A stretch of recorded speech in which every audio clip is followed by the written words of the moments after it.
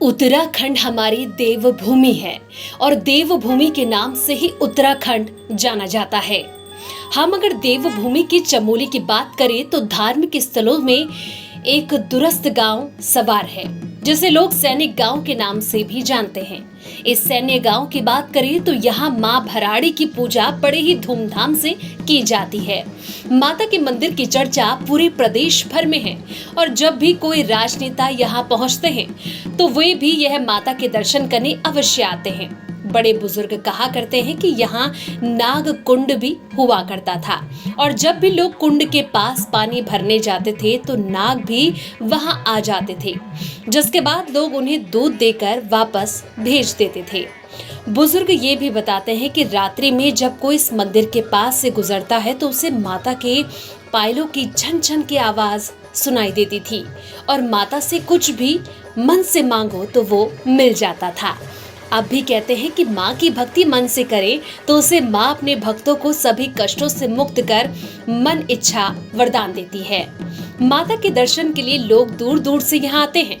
कहा जाता है कि माता के दर्शन मात्र से ही मनोकामनाएं पूर्ण हो जाती है। शिक्षा के क्षेत्र में स्कूलों की बात करें या फिर शिक्षा, खेलकूद प्रतियोगिता, कोई भी प्रतियोगिताएं आयोजित हो तो यहाँ के युवा बच्चे किसी भी प्रतियोगिता परीक्षाओं में पीछे नहीं रहते, हर एक परीक्षा में सबसे पहले रहते हैं। यही नहीं बल्कि यहाँ के बच्चे राष्ट्रीय स्तर की परीक्षाओं में भी प्रथम श्रेणी में रहते हैं। ये गांव राजधानी में सबसे पहले स्थान पर रहता है। बच्चों से लेकर महिलाओं तक हर प्रतियोगिता में हिस्सा लेते हैं, पर इस गांव का नाम रोशन करते हैं और अपना पहाड़, अपनी संस्कृति का संदेश पूरे प्रदेश में देते हैं। शिक्षा को बढ़ावा देने के लिए एक कोशिश केंद्रीय विद्यालय की ओर से भी है। यहाँ के लोगों ने विद्यालय के लिए टिन सेट की व्यवस्था के साथ ही अपनी जमीनें भी दान की हैं। काफी समय से यहाँ के लोगों का प्रयास है कि विद्यालय आने पर बच्चों को अच्छी शिक्षा मिले और बच्चों को पलायन ना करना पड़े। समाचार भारत की टीम प्रशासन से अनुरोध करता है कि जल्द ही इस गांव के लोगों की समस्या का समाधान करें और समस्याओं को संज्ञान मिले।